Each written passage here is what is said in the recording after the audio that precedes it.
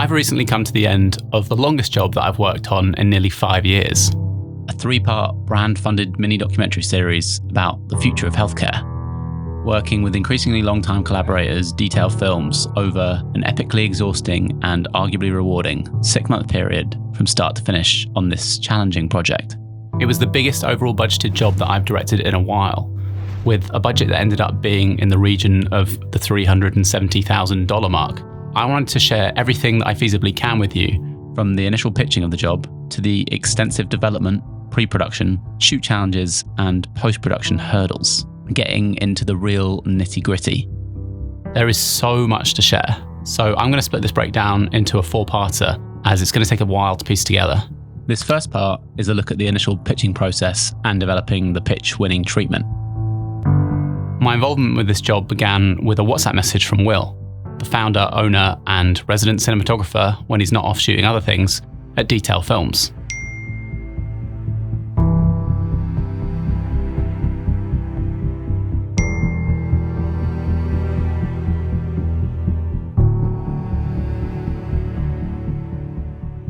Scotty, are you around next Thursday? There's it's a pitch in person. We have to go and present our ideas. I'm off Wednesday, Thursday, Friday to Top Draw, but I'm around Monday, Tuesday next week. They want to have a call just with who's our contact. Worked with him before, so he very kindly thought of us for this one. He wants to have a little call on like Tuesday afternoon just to run through our pitch as it is, so that he can feed back before we then do it with like the social media and the marketing director, you know? Obviously, yeah, it's an unpaid treatment, but the reward could be pretty legitimate. I caught up with Will to ask why, as a production company that works with a bunch of different freelance directors, why did he think of me specifically to pitch on this job?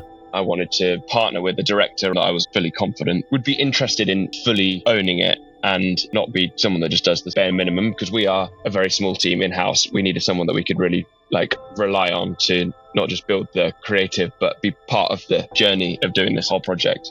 So, as we'd worked together, Scott, we know how each other works and enjoy working together. And as this could have been something that was going to run for 6 to 9 months, to find someone and that you trust and you have worked with loads before was pretty key. Going into this, it was a bit of a weird one, because in all honesty, the client didn't really know what they wanted at this point, other than a 3-part series. They'd done something the year before that they were super happy with in terms of its content, but they didn't think it was particularly engaging visually. So the brief was quite open, which was both a blessing and a curse. I'd found a title from one of the briefing docs I'd been sent that said Mission Sustainable Health. I also had Benji, another Detail Films collaborator that was going to be available over the weekend to lend me a hand ahead of this first soft pitch before the real deal to the whole team on Thursday. I set about writing, looking at some references and trying to keep things vague whilst talking about the different sorts of things we could do in the world of visuals to keep this interesting. I began by building the deck in Apple's free Keynote, using one of my own treatment templates as a starting point and adapting it with branding and using the brand's colors and fonts. Let's look at the first iteration of the deck I created. So after a few days of reading up on some of the briefing documents that they'd sent over, as well as doing a load of my own research, this is the first kind of iteration of the deck before anyone else had seen it. There was lots of gaps, but I kind of started to build something, but it was mostly based around visuals because they didn't really know what exactly it was they wanted. So I've started with a brief introduction. This series has the opportunity to grab and captivate a global audience, informing and educating people on the amazing work going on behind the scenes to create a more sustainable future, a more connected future, but above all else, a healthier future for both our civilization and our planet. The proposed subject matter here is already fascinating, but in a time of copious choice, social media-led lives, and short attention spans, it's more important than ever how we package this series to really capture and engage with our audience. How are we going to do it? A kind of vague introduction here, leading to some ideas about how I'm going to make it look. Normally, I'd have my name on these decks as well as the director, but the way that we were approaching this was trying to feel like a big organization, like it was more of a brand deck than a me deck, even though it was a me deck. Striking the correct tone here is fundamental. We want to tell emotive stories that inform, and specific subject matter aside, the most important tool we have to do that is with the visuals. Remember, they've said that they wanted more interesting visuals. There are 4 specific elements that we feel will really elevate these stories. It's a good job this wasn't one that I sent over because I can see that I've still got my template text in there. How have I arrived at these points? I looked at what they'd made before, assessed what I didn't like about it. Previously, they had a presenter who was an unknown presenter, and they were kind of giving like a daytime TV vibe that I just don't dig, and I don't think it's very good for engaging content, particularly online, where the audience aren't committed to watching it. Even though we are making like short form documentaries, these were going to be between 5, 7, 8 minute long runtime episodes. How can we hook people? How can we keep them engaged? The structure of our narratives will play an important role in retaining audiences and leave them wanting to learn more. We'll do away with slow daytime TV introductions that only prolong getting to the meat of the subject and open each episode with one scroll-stopping question, i.e. in the year 2053, how will people give birth? What will hospitals look like in the year 2073? Obviously, we'll be hypothesizing, but giving actual dates rather than just referring to the future, allow people to connect with a moment they can visualize in their own timeline. And then I've just put in a note more because I want to expand on this. Each episode will end with a cliffhanger, leaving our viewers eager to learn more. Language of cinema is a wacky way of saying we're going to make it look nice, because quite honestly, it looked quite corporate what they made before. To strike the correct tone visually, we will do away with traditional corporate feeling talking heads and approach this with an eye more akin to that of the dramatic art of storytelling found in cinema. I'll let you pause and read, because if I go through all of this, we're going to be here for like an hour. Basically, we're talking about how we're going to make it look nice. But I'm not just saying we're going to make it look beautiful. I'm saying that there'll be a purpose for the way something looks. Like we're going to frame it in a certain way to convey a sense of emotion. Because as we all know and hear time and time again, storytelling is the best way to engage people rather than just hitting people with interviews and hard, cold facts. Healthcare can feel a bit scary if we're just shooting in hospitals and clinical. Maybe not scary is not the right word, but it's not particularly sexy and it feels clinical and cold. I've taken some grabs from a few things that I've watched in a lot of more corporate videos, of which their previous series felt quite corporate. And maybe this isn't what's happened, but it looks like they were like, okay, we're going to do these interviews. Let's rock up. We'll find somewhere to film, do the interview. I'll see if there's something to film there. Not planning like that is going to lead to not the best outcome, particularly when you're kind of tight for time and time is money and you've got local crew that you're hiring or whatever. You're not going to be able to afford the time to just work it out on the day. So I was adamant that we needed to be conducting pre-interviews with everyone we're going to be interviewing and just do our research, make sure we had beautiful locations that we're going to be able to shoot in and plenty of options for B-roll. Not to sound like a broken record, but I don't know what these docs are actually going to be about yet. I think animation is a quick and easy get out of jail free card. So I've suggested powerful resource we have at our disposal is animation. Oh, look, I've got a little GIF in there. Talked about GIFs before. Some people love it. Some people don't.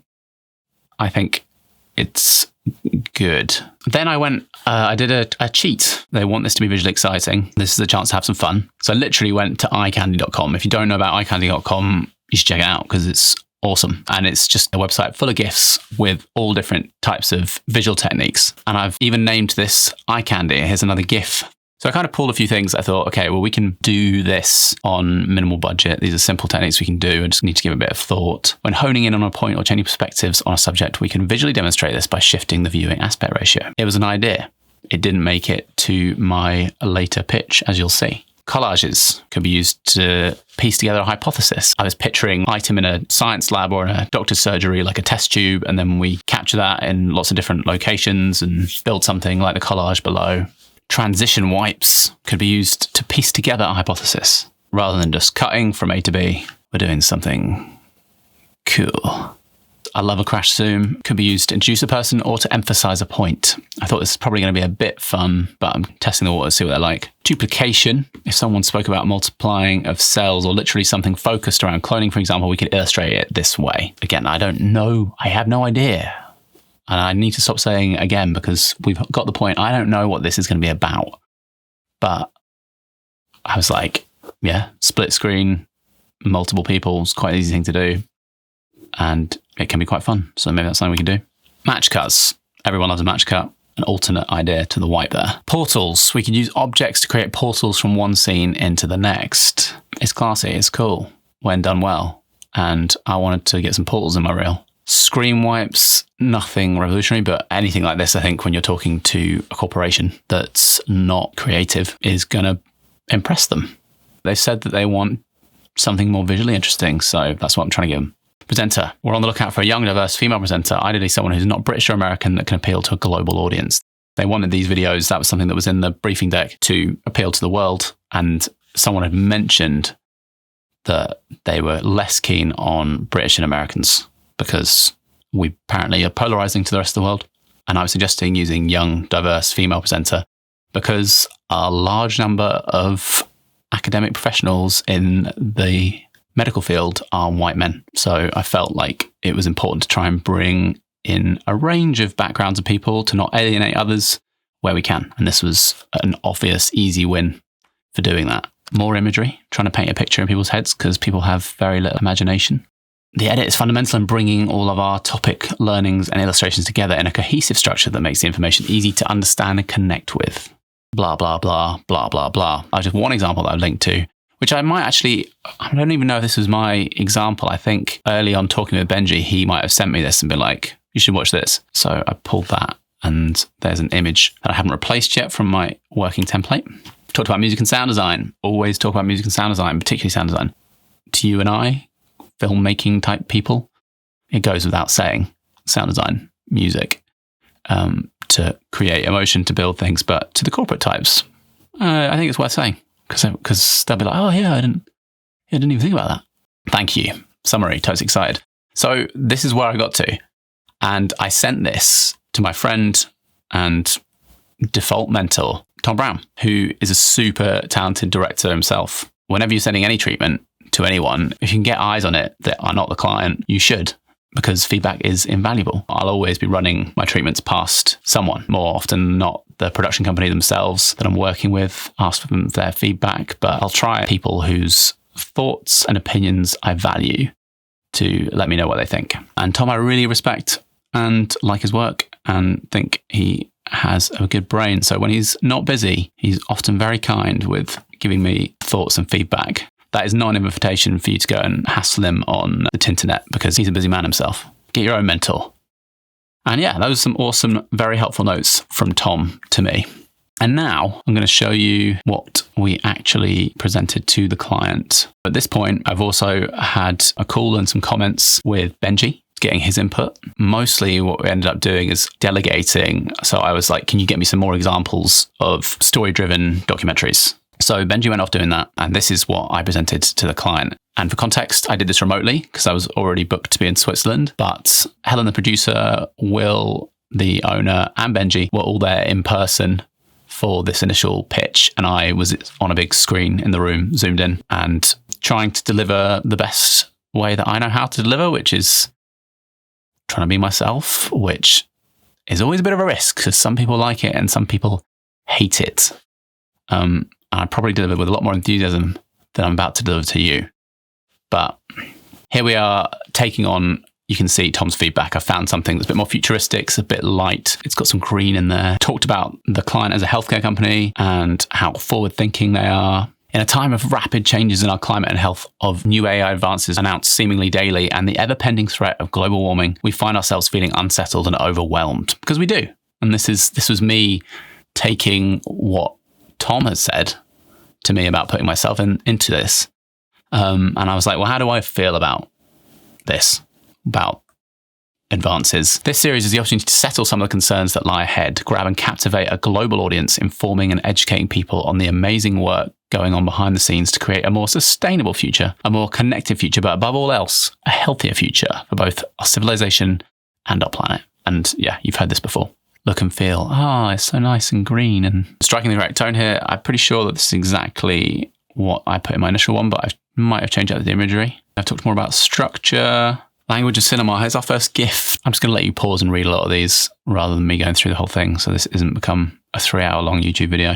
But I talked about the language of cinema, put in a nice GIF, and I've got some images from the movie Her by the looks of it, as well as, I think it's French Dispatch. This is basically exactly as you saw before. Animation, a bit more context here. We're very fortunate on this job that Details in to the company wanted us to have a good shot at winning it. And he'd seen on LinkedIn the week before someone moaning basically about how like we put so much time and effort into pitching and then we just get told no. And like, that's it. And you never really get any chance for feedback or like sort of constructive criticism. So he said that a few days before the pitch, he could give us some time on a Zoom call to look at where the deck was currently at and give us some feedback. So I kind of did like a soft pitch to him. It was overwhelmingly positive, his feedback. But one thing that he said was they see so much Netflix explained references all the time. So maybe remove that. I think I actually kept a GIF from Netflix explained, but I did get rid of mentioning it in the text there. Eye candy, I've trimmed it right down, faffed with the layout a little bit. Love this one of the bottle on the right. As I'm presenting these, I'm talking them through and I'm saying how this is really going to draw people in, and I'm probably swearing and making myself look like a knob because that's how I talk. So I've spoken about presenter. I've said if a presenter is used, but then on the next page, and this was actually written by Benji because we'd spoken about how we both thought presenter was a terrible idea. So he wrote up why we shouldn't have a presenter. And I might have tweaked it a little bit, but I'm pretty sure from memory that this is just his words. It's just old school TV style, like not necessary for what we were trying to do. Not unless they were going to be like the face of the company, or if they were a well-known person that was going to bring in people to watch it, but they weren't going to be. Story-led, these are some of the examples that Benji pulled together of some great documentaries, basically. My images again, just trying to make it look all pretty. The edit, got some more references by this point. I can't remember because it did take a long time to go through this deck, and I think we only had, it was either 45 minutes or an hour for the pitch. If we watched through these, I might have asked people to watch them in their own time afterwards. More examples of strong performing documentaries. Music and sound design hadn't changed. Why us? This is something that either Helen or Will put together with just like some examples of cost effective but nice looking documentary work and some of the big client names that they've worked with. And that's where it ended. We were out of time. The pitch was done. And actually, at the end of it, I left it feeling really good because the main boss lady on the board of whatever this sort of department was within this organization, content department, or I don't know, marketing, who really knows? She said that she loved my presenting style. She said it was so refreshing. And Will, from Detail in particular, is often critiques me being me, not because he doesn't love me. Right, Will? Not because you don't love me, but because I sometimes am a little bit inappropriate and outspoken in a world of not saying the wrong thing. I just say what I think. But I think it showed my enthusiasm for it. So a couple of days later, they came back saying that they loved it. However, it was a little off the mark because they wanted it to be more future focused. They held up their hands and like, we weren't very clear with what we wanted. And you know, you got an old briefing document. So could you just pull together some more references that are kind of more future focused so we can get an idea of how you might make it look visually? So with not much time, I immediately headed to my favorite image referencing websites. And the one that I use the most is conveniently the sponsor of this video, Frameset. I've spoken about Frameset on the channel before. I've been using their database since I discovered them a little over a year ago now. One of the things that makes them stand out from other image referencing sites is their large database of commercial work. To be honest, it's a commercial director's dream. And two sick features they've added in the past year that I would have loved when creating the deck for this job last summer is firstly the addition of GIFs in the database, or motions as they've named them. And they've also added similar search. So when I found this image of an operating room, for example, that wasn't quite right, I can now just click similar search and I get all of these awesome frames to choose from. I can't rate Frameset enough as a resource, so thank you so much to the team for sponsoring this video and supporting what I'm trying to share here on the channel. If you want help creating your own pitch winning treatments, then sign up to Frameset via the link in the description below and use the code ScottPiece at checkout for 10% off your subscription. Here we are, future refs. I didn't have to present this, I just sent this over as is. Crazy, scary looking images of babies in bags. Some of it's cold, which is against some of the notes that my friend Tom was saying, but it felt quite futuristic and I like the contrast. Some of the same imagery as before and some new stuff that I found. Future-based reality. I wanted to write a little bit about what this might actually look like and how I wanted to approach it. I didn't really like the idea of doing something sci-fi-esque in the Star Wars realm, for example. I wanted it to feel more based in a world that we know, which I think is what Black Mirror does so well. It's always kind of, this could be in a few years' time. So what I wrote was, the best depictions of the future are grounded in our present day reality because it makes it plausible. It's relatable to objects and processes we use and know today. Less floating chairs and bubble jets and flying cars, and more taking environments and everyday objects we know and relate to, using creative art department, lighting, and well-integrated VFX to create a believable future.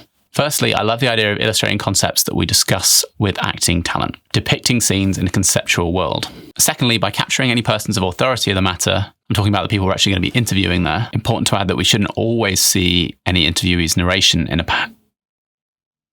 powerful tool. Oh no, I sent that over with bad English.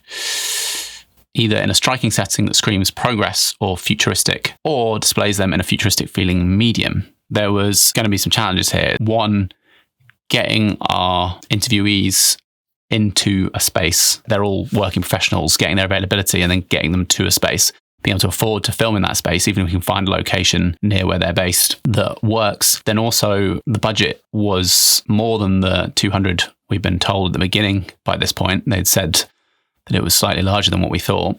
We were going to have money, but it was going to be still limited when we were talking about, doing dramatizations of things. So it wasn't really going to be on the cards to travel to Australia, for example, to interview people, because that would have just eaten into way too much of the budget. I was trying to come up with creative ways that we could include people that were in a non-cost effective part of the world to film in. So I suggested doing holograms, which is maybe against what I said about not using Star Wars style imagery, but I'm a massive walking contradiction. So there you go. Then I started to talk about animation and how the style of these animations might look to feel a bit more futuristic. Someone had actually mentioned on the call that they loved the series Extrapolations. So I actually went and watched this whole series as, I guess, research, but I just binge watched it over the weekend because it was quite entertaining as well. But the only thing I really saw that I thought would work from it was the way that they did their opening title sequence, because there was likely going to be some statistics and numbers and not very visually exciting things that we were going to have to present here. So I was looking for ideas of how we might present them. We got some more GIFs. We love a GIF.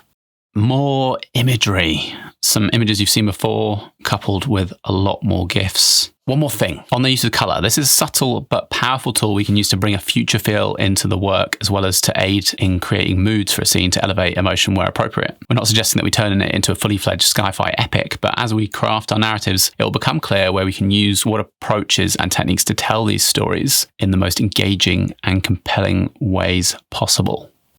And here's my thank you that you missed before. Healthcare is a vital part of modern life. Major concerns over the future and direction in which our healthcare is heading that we would like set aside. I'm tying it back to me, but how it makes me feel. The opportunity to learn ourselves as well as educate on the journey to creating this series for you makes us extremely excited about the idea of working with in crafting compelling, emotion-led and beautiful content to raise awareness for and depict the future of healthcare.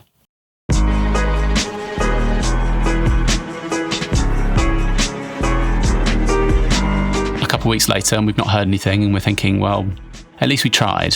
And I'm thinking, well, at least I spent like 4 or 5 days of my life working on this and not going to get paid. Awesome.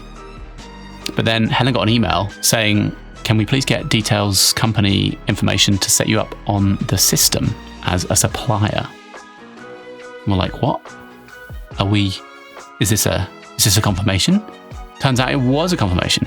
And that's it. That's the treatment that won us this pitch, coupled with a very detailed breakdown from Helen on how we would spend the budget, and a bit of a song and dance by us all, selling how Detail Films was the perfect partner to make this series. And our enthusiasm was real because we thought it was going to be something super special. There is so much more to share on this mammoth job. So make sure to subscribe for more semi-helpful tips and interesting insider industry knowledge.